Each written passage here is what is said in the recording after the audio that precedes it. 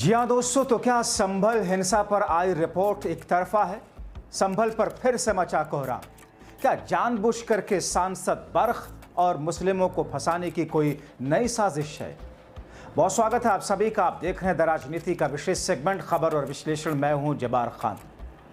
दोस्तों, आखिर 28 अगस्त को आई संभल हिंसा पर रिपोर्ट, जिसे योगी आदित्यनाथ ने कमेटी को बनाया, क्या उस रिपोर्ट को 2027 के विधानसभा चुनाव की बुनियाद के तौर पर हिंदू मुस्लिम तनाव के तौर पर बनाने की कोशिश की गई?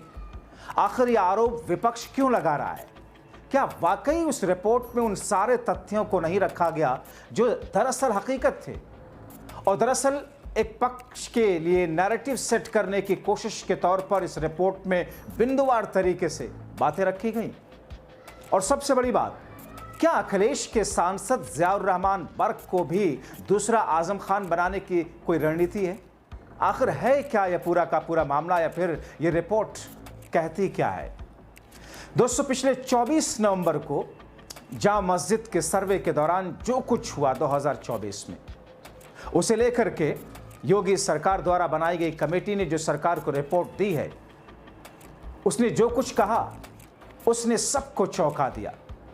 उसमें सीधे सीधे एक तरफा मुस्लिमों को ही जिम्मेदार ठहराया गया हिंसा के लिए। रिपोर्ट में कहा गया है कि यह पूर्व नियोजित तरीका था, एक प्लानिंग था। नमाजियों को उकसा करके सांसद ज़ियाउर रहमान बर्क ने हिंसा कराई, और मुस्लिमों ने दरअसल पहले से प्री प्लान हिंसा की साजिश रची थी। मतलब जो हिंसा अचानक आपसी टकराव की वजह से उत्पन्न हुई थी, जिसमें पुलिस प्रशासन का फेलियर था, उसे योगी सरकार की तरफ से बनाई गई कमेटी पहले से मुसलमानों के जरिए प्री प्लान साजिश के तहत बता रही है। इस जांच रिपोर्ट के आने के बाद देश के बुद्धिजीवी सवाल उठा रहे हैं।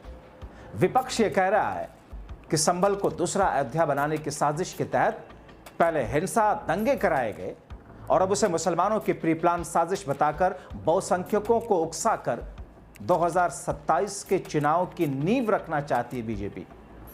किस तौर पर इस रिपोर्ट के आने के बाद इस पर विवाद गहरा है, क्या कुछ कहा जा रहा है, आपको सब विस्तार से बताते हैं दोस्तों।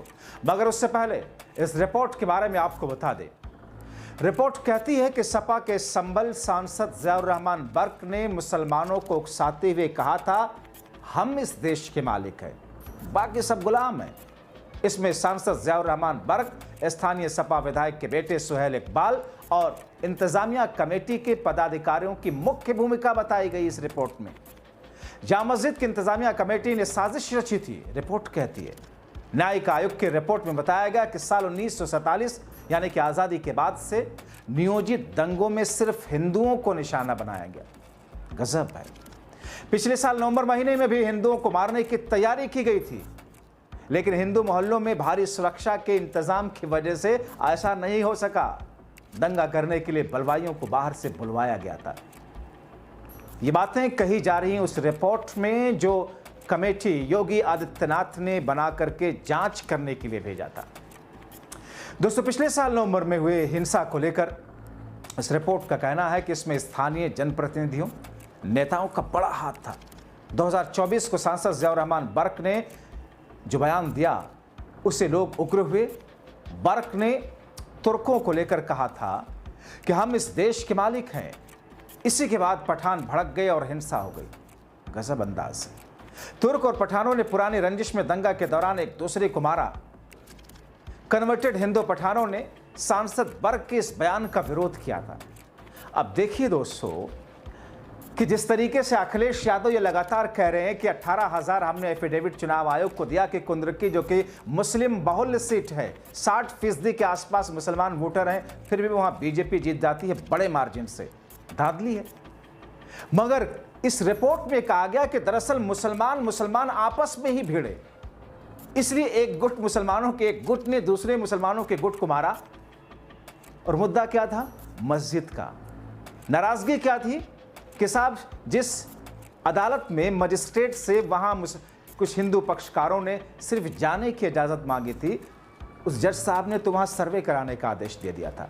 और फिर सर्वे करने गई पुलिस के साथ में किस तौर पर झड़प हुई थी मुस्लिमों के साथ में।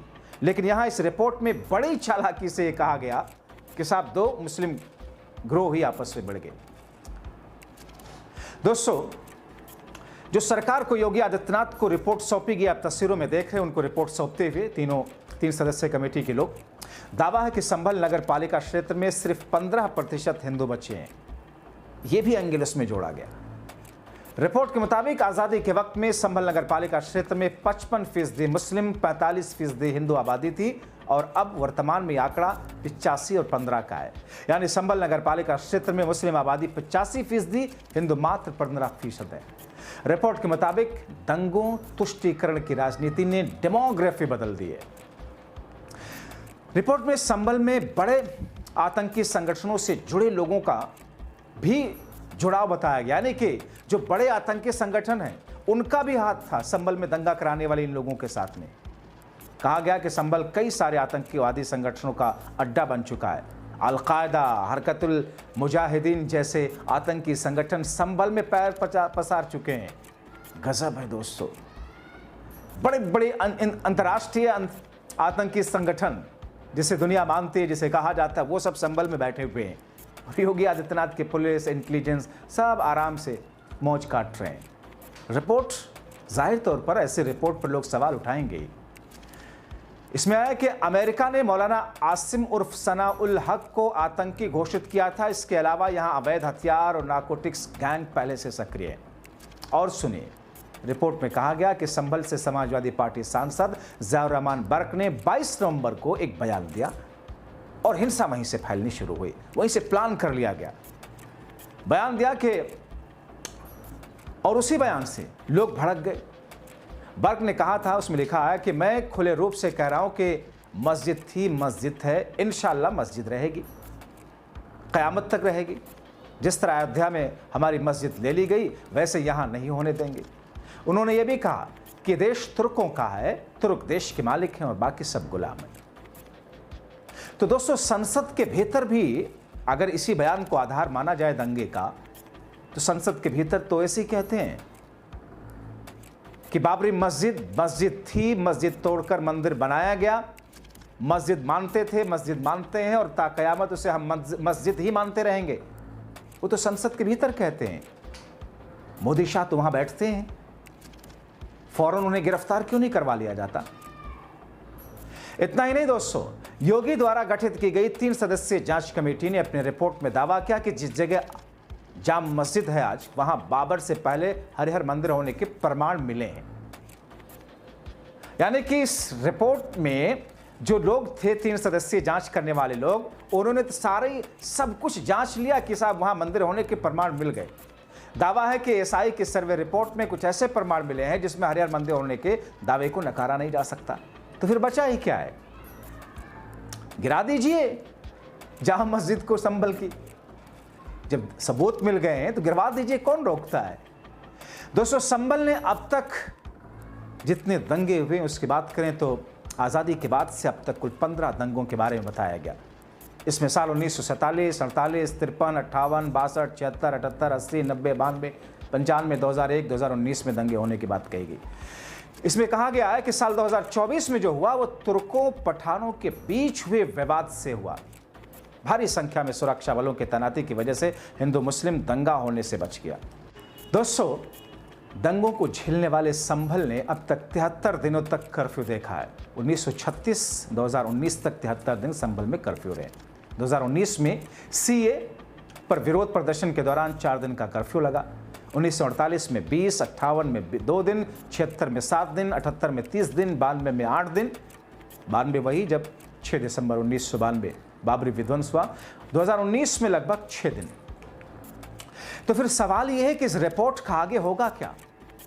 सीएम योगी आदित्यनाथ की तरफ से बनाई गई जांच कमेटी की तरफ से जो रिपोर्ट सौंपी गई, जो बात निकल करके सामने आई, फिलहाल वो आधिकारिक तौर पर उसकी घोषणा नहीं हुई। सवाल यह है कि इस रिपोर्ट को लीक किसने किया? उस जांच कमेटी के सदस्यों ने या फिर रिपोर्ट सौंपे जाने के बाद सरकार से जुड़े हुए लोगों ने? कई लोग तो यहां तक कहते हैं कि ये रिपोर्ट लीक की गई है जानबूझ करके, ताकि प्रदेश में अभी से हिंदू मुस्लिम तनाव को बढ़ाया जा सके, वैसा माहौल पैदा किया जा सके। वैसे इस कथित रिपोर्ट के आने के बाद क्या होगा? आपको बताएं कि अगर नियमों की बात करें तो नियम है कि उसके अनुसार सीएम योगी यानी कि मुख्यमंत्री जिन्हें रिपोर्ट दी गई है, इस रिपोर्ट को समझेंगे, पढ़ेंगे, अपने कैबिनेट मंत्रियों से इस रिपोर्ट उनकी कॉपी देंगे ताकि वो इसके बारे में समझें। इसके बाद सरकार अपने विवाद के आधार पर किसी विधानसभा सत्र में इस रिपोर्ट को सदन के पटल पर रखकर सार्वजनिक करेंगे। दोस्तों, आपके जहन में संभल में हुई हिंसा की पूरी याद ताजा होगी। बीते एक वर्ष में योगी सरकार ने संभल में 68 हेक्टेयर से ज्यादा अतिक्रमण जमीन मुक्त कराया है। उनकी एजेंसी ने जैसा कहा जा रहा है, बताया जा रहा है, मुक्त भूमि में चकमार्ग, बंजर, तालाब, सड़क शामिल है। मगर यहां ये उल्लेखनीय है कि एक साल में 35 से ज्यादा धार्मिक स्थल हटाए भी गए।